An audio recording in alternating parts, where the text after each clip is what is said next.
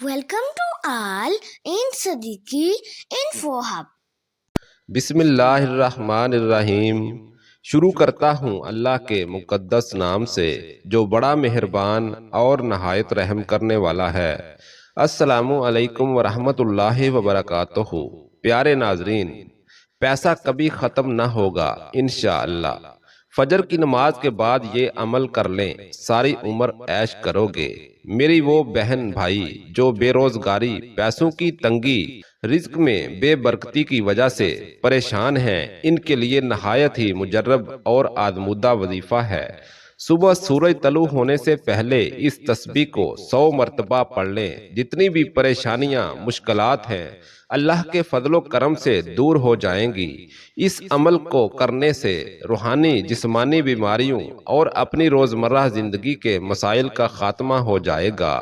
آپ چاہیں جتنی بھی تنگ دست کیوں نہ ہوں، آپ کی پریشانی جتنی بھی بڑی کیوں نہ ہو، اگر آپ یہ عمل کریں گے تو اللہ تبارک و تعالی آپ کی تنگ دستی کو دور کر کے آپ کو غنی کر دیں گے اور آپ کی بڑی ساری مشکل کو بھی آسان کر کے آپ کے لیے رحمت کے دروازے کھول دیں گے۔ پیارے ناظرین، بے شک اللہ تبارک و تعالیٰ کے ذکر میں، اللہ کے کلام میں بہت زیادہ برکت ہے۔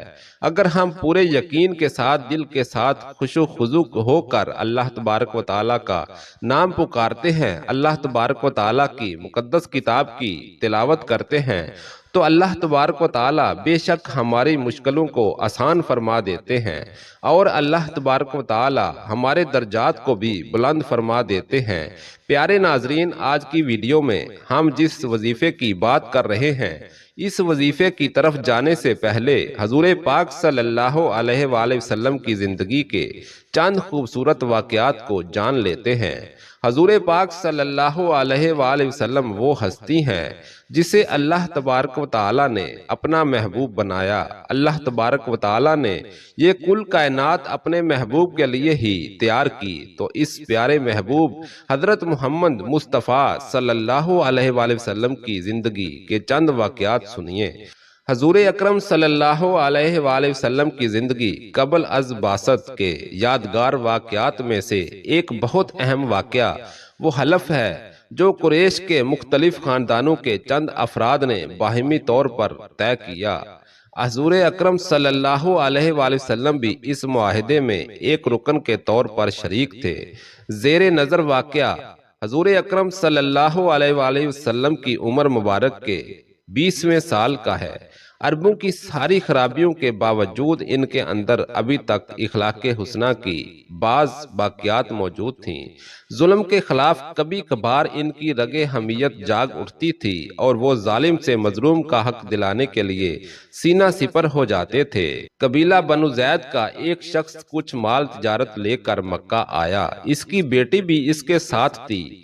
اس تاجر سے اس کا سامان مکہ کے مشہور اور مالدار سردار عاص بن وائل نے خرید لیا، لیکن اس نے سینہ زوری کرتے ہوئے اس زبیدی تاجر کی بیٹی کو بھی اپنے قبضے میں لے لیا۔ وہ اجنبی شخص خانہ کعبہ میں آیا اور خانہ کعبہ کا غلاف پکڑ کر بلند آواز سے روتے پیٹتے ہوئے فریاد کرنے لگا، اے شہر مکہ کے شرفاء، تمہارے با اثر آدمی عاص بن وائل نے مجھ سے زبردستی میری بیٹی چھین لی ہے۔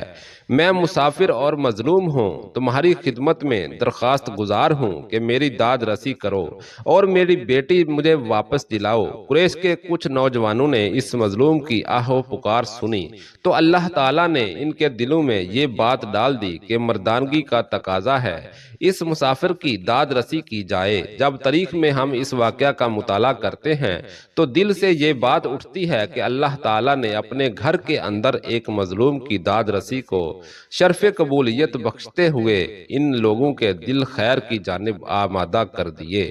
یہ کتنے لوگ تھے، اس پر کوئی مستند حوالہ ہماری نظر سے نہیں گزرا، البتہ گمان غالب یہ ہے کہ یہ لوگ درجن بھر کے لگ بھگ ہوں گے۔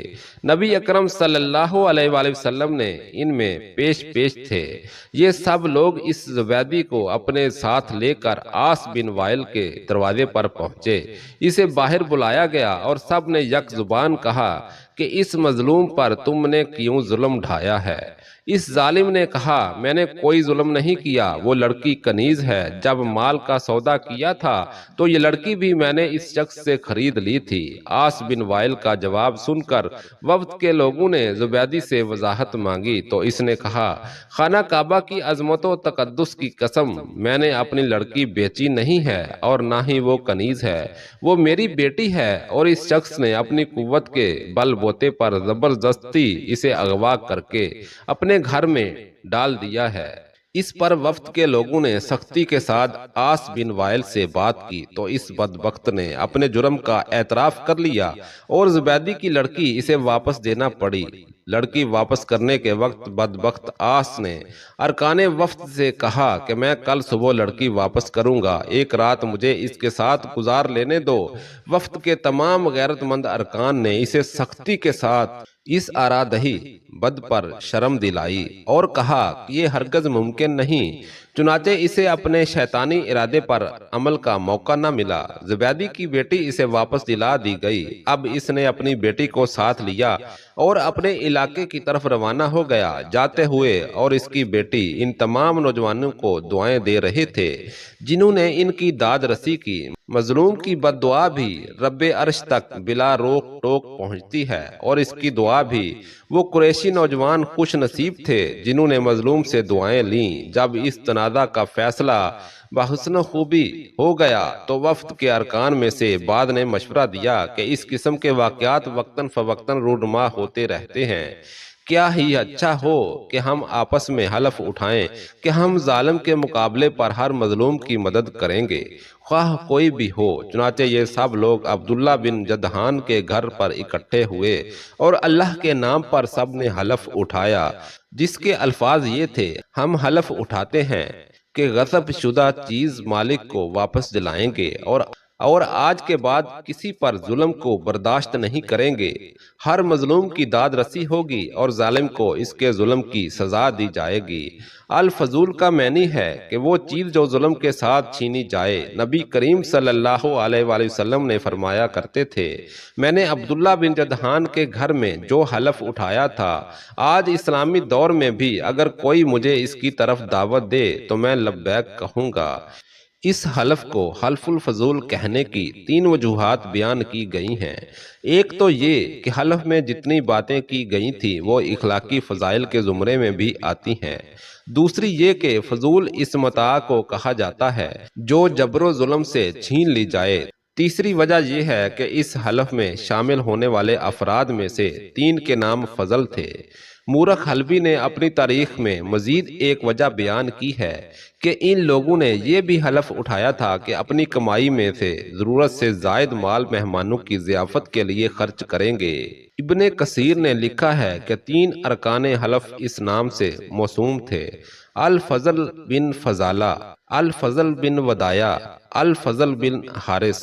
یہ ابن قتیبہ کی روایت میں بیان ہوتے ہیں، جبکہ ابن کثیر نے دوسری روایت مورخ سہیلی کے حوالے سے لکھی ہے اور اس میں یہ نام آئے ہیں: الفضل بن شراء، الفضل بن وداع اور الفضل بن فضاء۔ نبی اکرم صلی اللہ علیہ وآلہ وسلم اپنی پوری زندگی میں جب بھی اس حلف کو یاد کرتے ہیں تو اس کی تعریف ضرور فرماتے۔ ایک مرتبہ آپ نے فرمایا عبداللہ بن جدحان کے گھر میں نے جس حلف میں حصہ لیا تھا مجھے اس کا اتنا احترام ہے کہ اگر کوئی مجھے سرخ اونٹوں کا گلا بھی پیش کرے تو میں اس کو ہرگز نہیں توڑوں گا۔ آج دور اسلام میں بھی مجھے کوئی اس حلف کی طرف بلائے گا تو میں اس کا مثبت جواب دوں گا۔ زمانہ جاہلیت میں قریش کے اہل خیر نے جتنے بھی اچھے کام کیے ان میں سے ایک بہت عظیم کارنامہ ہے۔ حضور صلی اللہ علیہ وآلہ وسلم کی بعثت سے قبل اس واقعہ کا ظہور اللہ کی طرف سے ایک خاص نعمت تھی جس پر حضور اکرم صلی اللہ علیہ وآلہ وسلم نے ہمیشہ اللہ کا شکر ادا کیا۔ ہماری نظر سے اس باب میں ایک دلچسپ روایت گزری ہے جس کے مطابق ولید بن عتبہ بن ابی سفیان حضرت امیر معاویہ کا بھتیجا اور حضرت حسین بن علی کے درمیان ایک تنازع پیدا ہوا۔ ولید جب مدینہ کا گورنر مقرر ہوا تو اس نے اپنی قوت کے بل بوتے پر سیدنا حسین بن علی کی ایک جائیداد جو ذوالمروہ کے مقام پر تھی قبضے میں لے لی اور گورنری کا رعب جمانے لگا۔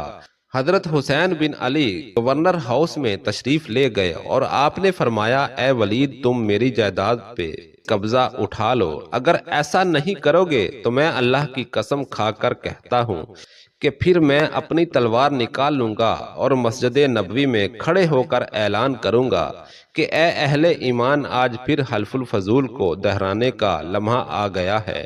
عبداللہ بن زبیر رضی اللہ عنہ بھی اس وقت وہاں موجود تھے۔ انہوں نے فرمایا کہ میں نے اللہ کی قسم کھا کر کہتا ہوں کہ حسین کا حق اگر واپس نہ کیا گیا تو میں بھی اس کے حصول کے لیے اپنی تلوار نکال کر اس کے ساتھ کھڑا ہو جاؤں گا، پھر یا تو اس کا حق دلوا کے رہوں گا یا جان کی بازی لگا دوں گا۔ حضرت مسعور بن مخرمہ بن نوفل ظاہری تک یہ بات پہنچی تو انہوں نے بھی یہی اعلان کیا جو عبداللہ بن زبیر رضی اللہ تعالیٰ عنہ نے کیا تھا۔ پھر اس تنازع کی خبر حضرت عبد الرحمن بن عثمان بن عبداللہ تیمی تک پہنچی تو انہوں نے بھی وہی الفاظ دہرائے۔ والی مدینہ ولید بن عتبہ کو جب اس صورتحال کا پتہ چلا تو اس نے حضرت حسین کا حق انہیں واپس دے کر راضی کر لیا۔ حقدار کو اس کا حق دلانے کی کاوش اللہ کے نزدیک محبوب ترین عمل ہے۔ اللہ کے نبیوں کی آمد کا مقصد بھی قرآن نے یہی بیان کیا ہے کہ عدل قائم ہو اور ظلم مٹ جائے۔ مظلوم کے حق میں اگر لوگ اٹھ کھڑے ہوں تو ہر دور میں ظالموں کو ان کے سامنے گھٹنے ٹیکنے پڑتے ہیں۔ المیہ یہ ہوتا ہے معاشروں کے اندر بے حسی اور ذاتی مفادات کی سوچ پختہ ہو جاتی ہے، نتیجتاً ظالم منہ زور ہو جاتا ہے اور مظلوم بے بس و مجبور ہو کر دھکے کھاتا پھرتا ہے۔ سنت رسول کس قدر واضح ہے کہ ظلم کا خاتمہ شان مومنانہ اور فرض عین ہے۔ آج اس جذبے کو پھر سے زندہ کرنے کی ضرورت ہے۔ پیارے ناظرین، اب بات کر لیتے ہیں آج کے وظیفے کی۔ پیسہ کبھی ختم نہ ہوگا، فجر کی نماز کے بعد یہ عمل کر لیں، ساری عمر عیش کرو گے۔ سبحان اللہ العظیم و بحمدہ لا حول ولا قوت الا باللہ۔ میری وہ بہن بھائی جو بے روزگاری، پیسوں کی تنگی، رزق میں بے برکتی کی وجہ سے پریشان ہیں، ان کے لیے نہایت ہی مجرب اور آزمودہ وظیفہ ہے۔ صبح سورج طلوع ہونے سے پہلے اس تسبیح کو 100 مرتبہ پڑھ لیں۔ جتنی بھی پریشانیاں، مشکلات ہیں، اللہ کے فضل و کرم سے دور ہو جائیں گی۔ اس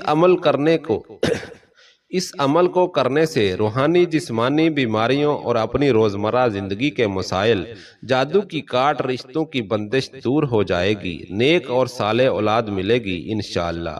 پیارے ناظرین، بے شک اچھی بات کو پھیلانا صدقہ جاریہ ہے۔ آپ سے درخواست ہے کہ آپ میری اس معلوماتی ویڈیو کو لائک کریں اور صدقہ جاریہ سمجھ کر دوسروں تک شیئر ضرور کیجیے گا، اور اگر آپ چینل پر نیو ہیں تو چینل کو سبسکرائب ضرور کیجیے گا۔ اللہ تبارک و تعالیٰ سے دعا ہے کہ اللہ تبارک و تعالیٰ تمام امت مسلمہ پر اپنا رحم، اپنا کرم اور اپنا فضل کرے۔ اللہ تبارک و تعالیٰ ہم تمام کی پریشانیوں کو ختم کرے اور ہمیں اسلام کے اصولوں کے مطابق زندگی بسر کرنے کی توفیق عطا فرمائے۔ آمین یا رب العالمین۔